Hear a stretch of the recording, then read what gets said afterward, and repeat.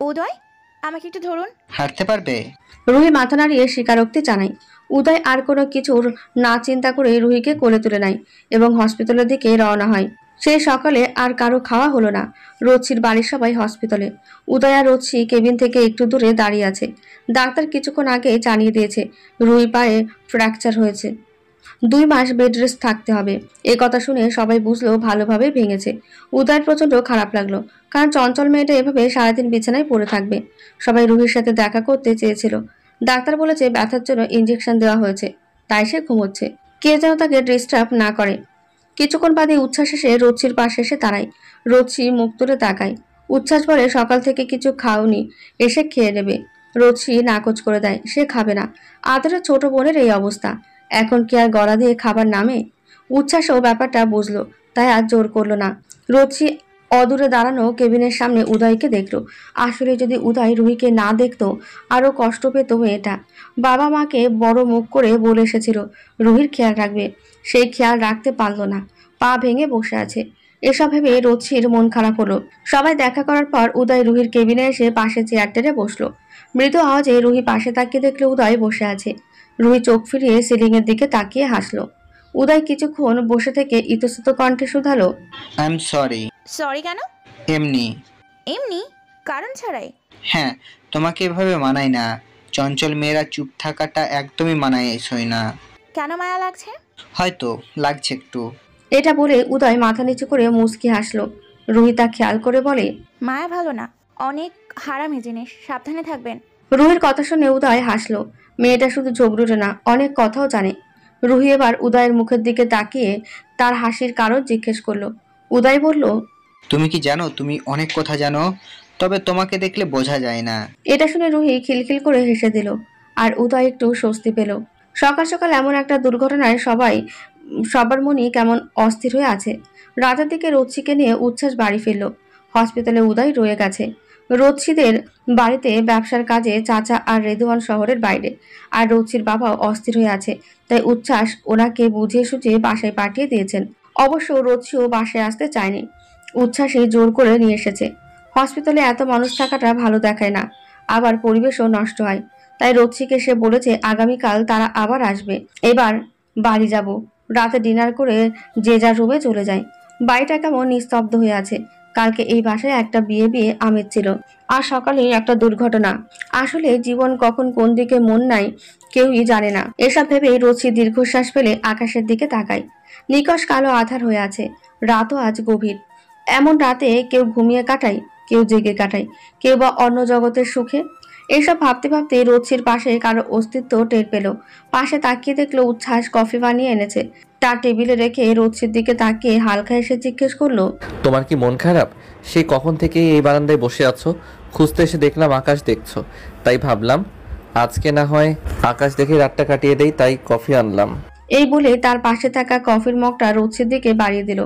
রোচি মগটা নিয়ে তার পাশেই রাখলো, তারপর আবার আকাশের দিকে তাকিয়ে রইল।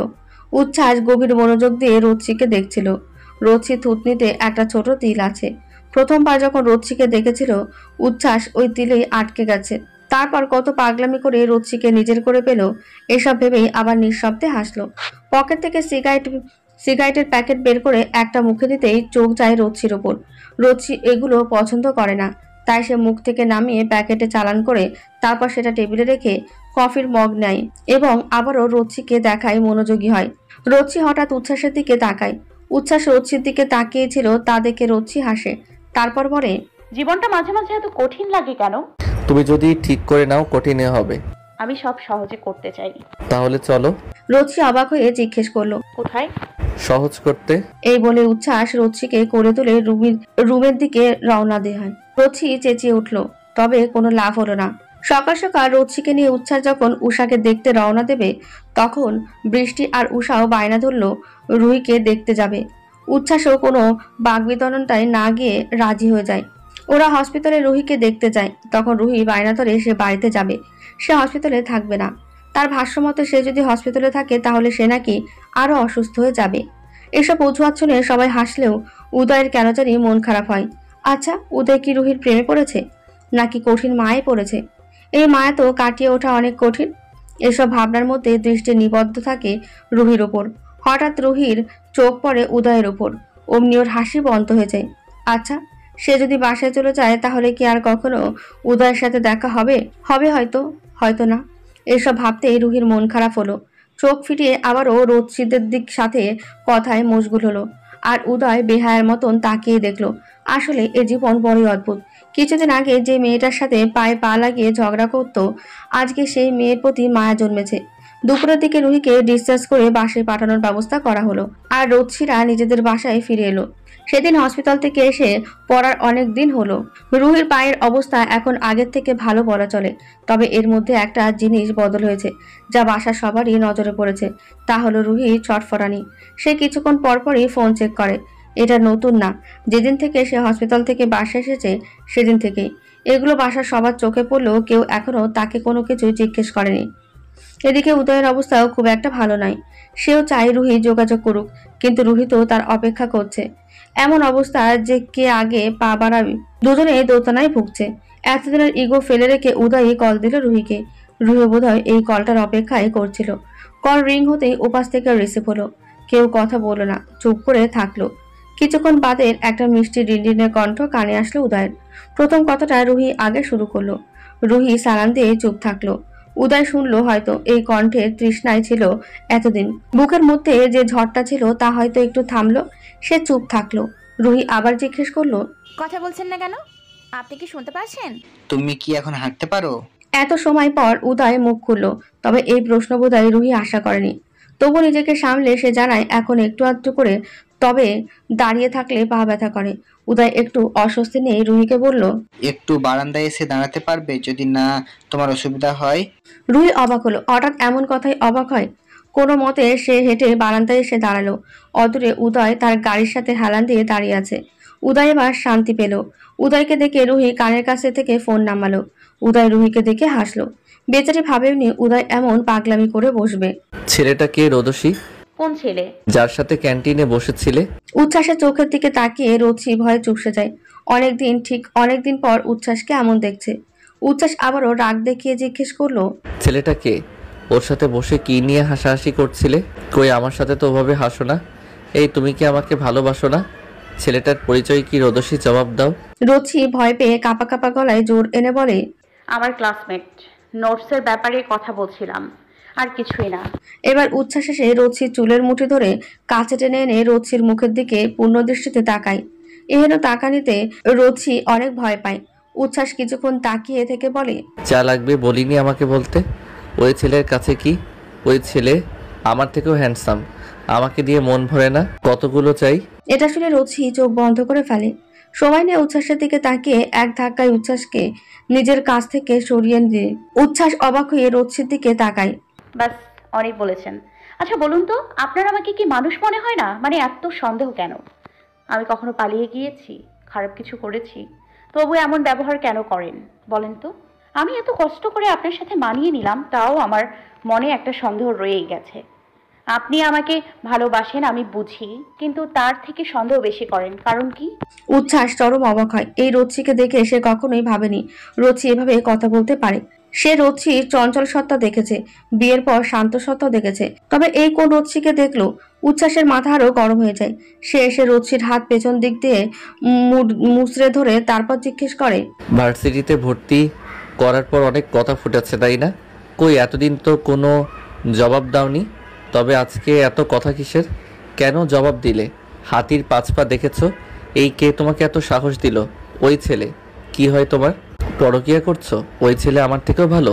রোদসির মাথায় রক্ত চলে যায় এমন আজে বাজে কথা শুনে। সে চিৎকার করে বলে, আগে হাত ছাড়ুন। এই ছেলে যাই হয়ে যাক না কেন, ও আপনার মতো অমানুষ না।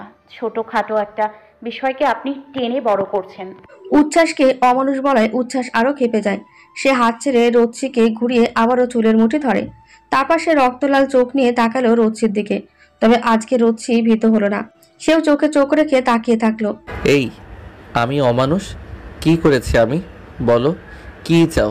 তোমাকে আমি এত ভালোবাসি তবুও তোমার মনে হয় আমি তোমাকে সন্দেহ করি কেন? কারণ বলো তো?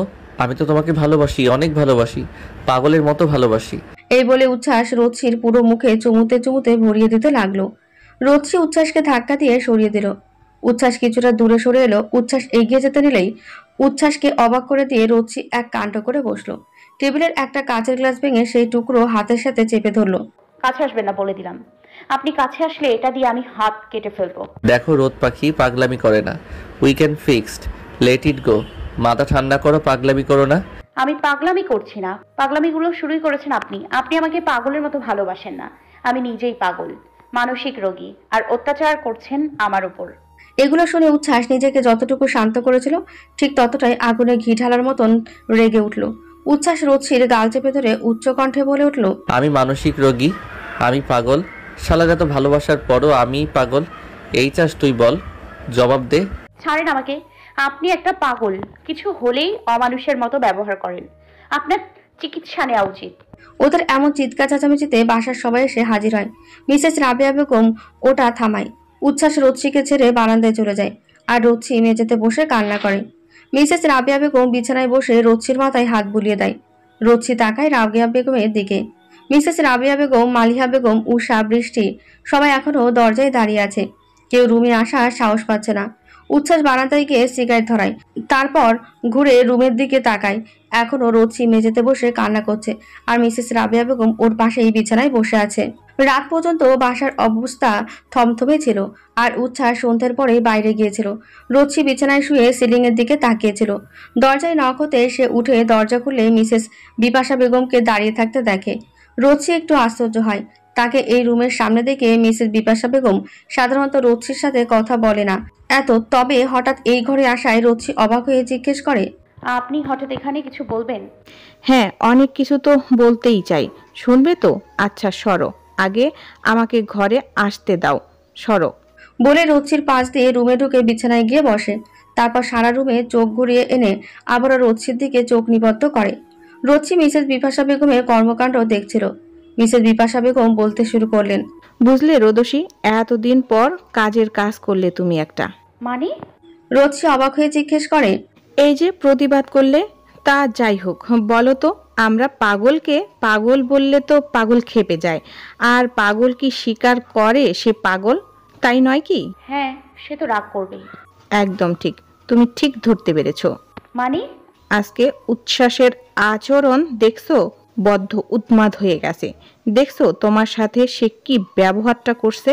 তাই আমি বলি কি, পালিয়ে যাও। আমি সত্যি বলছি, ওর দাদি চাচিরা এ কথা তোমার থেকে লুকিয়েছে যে ও পাগল, ওর মানসিক সমস্যা আছে। তবে আমি তোমার সাথে অন্যায় করতে পারলাম না বাবা, তাই সত্যিটা তোমাকে জানালাম। এখন তুমি কি করবে তোমার ব্যাপার, নিজের বুঝ পাগলেও বোঝে। তাই বলছি, কথা শোনো। আর যদি বলো আমি জানলাম কই থেকে, তাহলে বলি, ওর যখন ছোট তখন আমি রাশেদকে বিয়ে করি, আর তার আগে থেকেই ওকে চিনি। তাই ওর সব কিছু আমি জানি, অজানা কোনো কিছুই নেই। এখন তুমি বোঝো কি করবে। তোমার প্রতি মায়া লেগেছে তাই উপকার করলাম, দেখো কি করবে। আর হ্যাঁ, আমি যে এগুলো বলছি কাউকে বলো না আবার। রোচি এতক্ষণ বিপাশা বেগমের কথা শুনছিল। তার কথা শেষ হতেই রোচি জিজ্ঞাসা করলো, সে কি করবে? বিপাশা বেগম জানায়, পালিয়ে যাও, যেখানে উচ্ছ্বাস খুঁজে পাবে না। আমি যেখানেই যাই না কেন, ও আমাকে আকাশ পাতাল ভেদ করে হলেও খুঁজে বের করবে। কোথায় যাব আমি? আরে আমি আসি কি করতে, সত্যি জানালাম, সাহায্য করব না। এত অকৃতজ্ঞ হওয়া উচিত না, তাই আমিও পারলাম না। দেখি আমি এটা ব্যবস্থা করি। আর উচ্ছ্বাস কোথায়? রোচি এক কথায় জবাব দেয়, জানি না।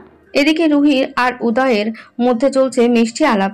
রুহি কখনো কল্পনাও করেনি উদয় তার জন্য তার বাসার সামনে আসবে। আচ্ছা, উদয়ের সাথে ঝগড়া করলে কেমন হয়? এখনো কি উদয় তাকে এই মেয়ে ঝগড়ুটে আখ্যায়িত করবে? এসব ভেবে হাসলো রুহি। তারপর কানে ফোন ধরে বলল, অন্তু? উদয়। না, আপনি অন্তু? উদয় কিছুক্ষণ চুপ রইল। সে রুহির শয়তানি ধরতে পেরেছে। রুহি যে ঝগড়া করতে চাচ্ছে তা বুঝতে পারলো। এই মেয়ে। অমনি রুহির মুখ কালো হয়ে গেল। রুহি কপট রাগ নিয়ে বলে, এই যে মিস্টার উদয় না অন্তু, আমার নাম রুহি, ওকে? ওকে। এটা বলে উদয় উচ্চ শব্দে হেসে উঠল আর রুহি তা শুনে মুচকি আসলো।